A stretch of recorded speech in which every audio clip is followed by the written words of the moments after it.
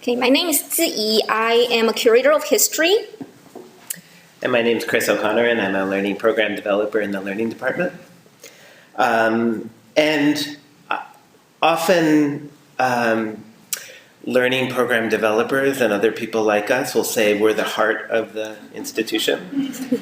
Curators might say the collections are the heart of the institution. I don't think this has to, we don't have to, go to blows about those. We could all be the heart, but we also, I think, within this panel feel like community is really the heart of this institution, so I wore my heart shirt. So Tzu-I and I are presenting together because more and more we've noticed that our cross-team work, curatorial teamwork, and learning teamwork have become more and more intertwined. And we are learning from each other and challenging each other to think more deeply and more critically. Which means we have fights, but you don't know. The professional work of museum knowledge production and sharing from our perspectives as curator and educator globally are going through a critical paradigm shift in the 21st century. And this shift calls for transitions of power and authority and transitions from exclusion to more holistic models of inclusion. Engagement and work with and alongside communities that we serve is key to this paradigm shift. So for this session, we'll each be speaking about this shift within our own professional field. And then each of us will reflect on a project as a case study through critical lenses to help shape our future work. Heritages across the world. So the question rather we engage today is not only about what these past and present definitions are, but more importantly, who gets to define what heritage is, in what context, whose and what types of heritage are worthy of preservation. In other words, how in our society heritage has been framed, produced, understood, and consumed. In example of our museum's modern history collections, traditionally it was a collection mainly of British middle class, reflective of the mainstream culture of most of the 20th century in BC, which is also a global trend that can be found in many former colonies across the world. To address the issues from this cross-continental historical trend in the recent decade, the field of critical heritage studies in their 2012 manifesto calls for, quote, active participation of peoples and communities who to date have been marginalized in the creation and management of heritage. So to support this aim, not only to preserve, but also to work with people to manage their own heritage, many have advocated for history from below or heritage from below. And as such, many established institutions have attempted to work with previously marginalized communities. However, the long history of institutional practices across the world left lasting legacies of institutional racism in forms such as tokenism and inequalities of power between institutions and communities. And these critical insights require us to be constantly critically reflective of our own museum practices. So again, as I said, I'm a learning program developer here at the museum, Royal BC Museum and Archives, which means that the core of my job is to work alongside visitors to help deepen our understandings, find ways to bridge existing knowledge, and nurture connections in order to find the personal and collective relevance of our museum experience. Essentially bringing this idea to life. Everything is connected. We're connected to objects, we're connected to ideas. We just need to sort of tease out those connections. Or we're invited to tease out those connections. And this is for visitors and learners of all ages, from a 3-year-old to a 33-year-old to a 93-year-old. There are sometimes surprising threads of commonality that spans this spectrum of visitors. A desire to be surprised, a desire to have your thoughts and ideas honored, and of course some ways in which they're very different. A 3-year-old likes to crawl on the floor and howl like a wolf, 93-year-olds less so. So this is museum education. And the paradigm shift in my field, in our field, is fundamentally a shift from facilitator-led, expert-led, to learner-led. The facilitator role is less about delivering straight content and more about nurturing the skills to know how to know. My field is shifting focus on learners developing research skills, observation skills, critical thinking skills, communication skills, collaboration skills. We're actively fostering an environment where these core competencies are enhanced. And it's worth noting that this spans across informal and formal learning environments. So the museum, but also K-12 and beyond education. So what is the traditional paradigm? And I'm mindful that the fact that I'm critiquing the traditional paradigm within the traditional paradigm, so the irony is not lost on me. So one size fits all instruction, a teacher leading the instruction, singular textbook in a classroom context, or in a museum it would be a display, a set display, set locations, fixed learning spaces, driven by educator-decided learning outcomes, one-way directional learning, so facilitator to learner. Decisions made mostly through the real or perceived authority within a singular institution. So in this context, you know who has the authority and who's absorbing that. There's a range, but the structure is there. Not to say that it doesn't have value, but it is a paradigm. The new paradigm, one of the new paradigms is personalized learning paths, self-directed learning based on core competencies, access to multiple sources of resources, flexible locations, fluid learning spaces, driven by learner-led essential questions, network learning, so rather than just facilitator to learner, it's also learner to facilitator, outside expert to learner, learner to learner, which is when it really gets exciting. Combination of audience perspectives and institutional content and knowledge. Decisions made through the dynamic collaborative partnerships across institutions and communities. So where's Waldo? Where's the facilitator in this picture? But learning is happening. There are facilitators in there, but it's harder to see. So by doing this work and honoring the perspectives and existing and emerging knowledge of the learners, we need to rethink all of our work. We need to critically reflect on and actively engage with questions around who's telling the stories, who's celebrated within those stories, and who and what is left out. In regard to audience and traditionally marginalized communities in particular, it's not okay to talk to and not at. We need to talk with. It's not enough to have community provide a layer to the discussion. We need to create space for community to set the terms of the discussion and honor the fact that within any community there are multiple perspectives that need to be equally valued. And as museum professionals, helping to create space for this work while authentically unpacking our own biases and privileges. In the past 6 years, our museum has partnered with the South Asian Studies Institute, the SASI, at the University of the Fraser Valley to work with Punjabi Canadian communities in BC to explore, preserve and share the community heritage and history from their perspectives in Punjabi Canadian Legacy Project.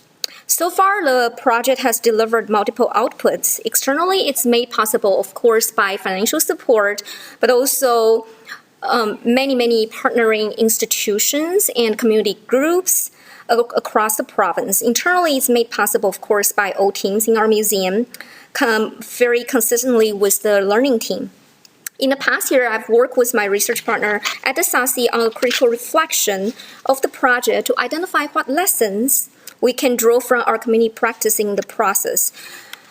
This will be published in a top academic journal pending final editing, so I'm sharing a couple lessons here. So heritage in our case, to use the 2018 definition for critical heritage studies in Canada, is defined as, quote, a process that marks places, spaces, peoples, events, practices, histories, objects, or ideas as important inheritance from the past, end quote. And again, we want this to be defined by communities' self-determination and self-definition, not by us.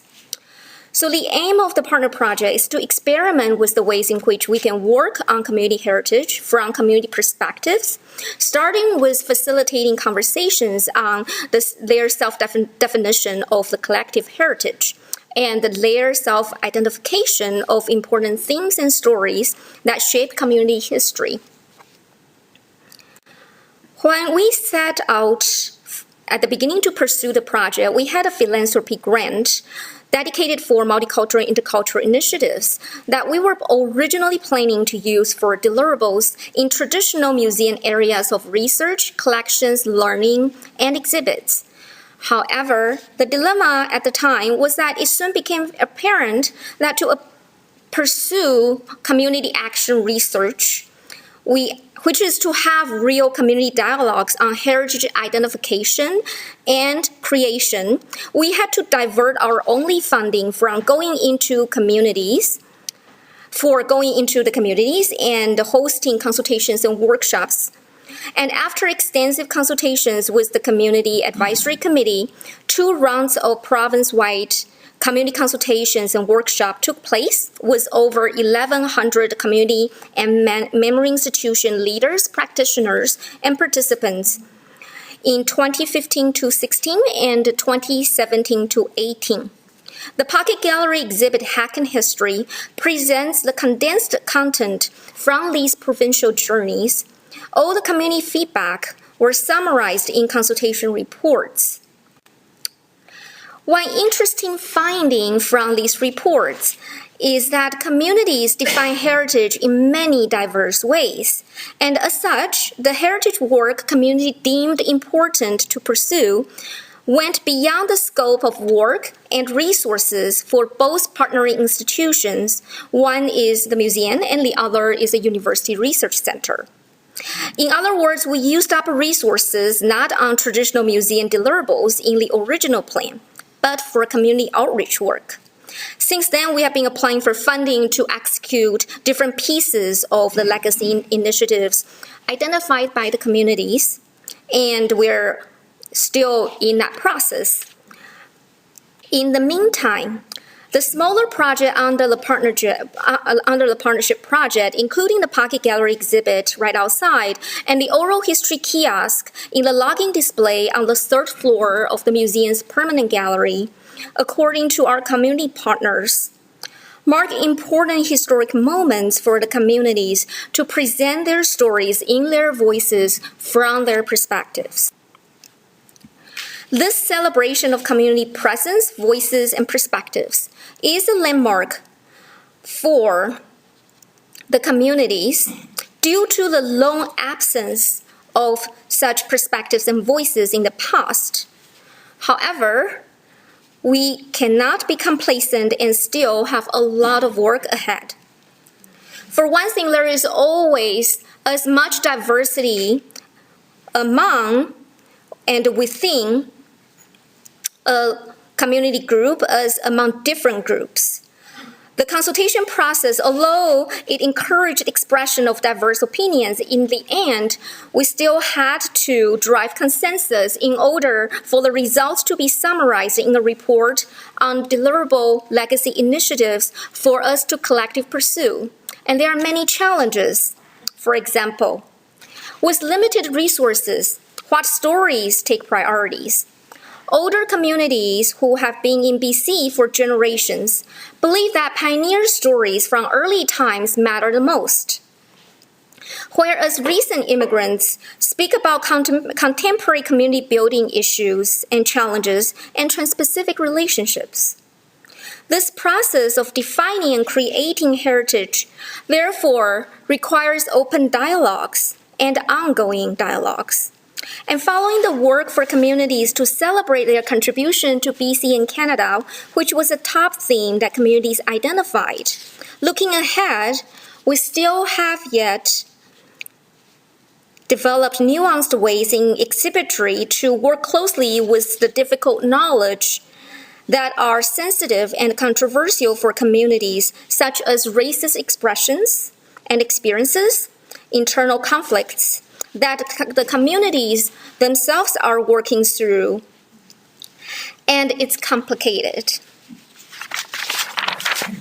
So that was the beginning of the series. And we did 6 sessions over, we did 6 sessions over the run of the exhibition. At the end of the run, we realized that we were onto something and we decided to continue. This allowed us to engage with big ideas and not just through exhibitions and collections. In a similar way as libraries are seeing their 21st century their role as expanding to books plus by embracing the site of libraries as a hub of community engagement. We see museums as collections plus, museums as safe spaces to think deeply and think together. And it's its complicated series that gives us room to stretch beyond just the tangible holdings of the museum. This is not an either or, this is a yes and proposal.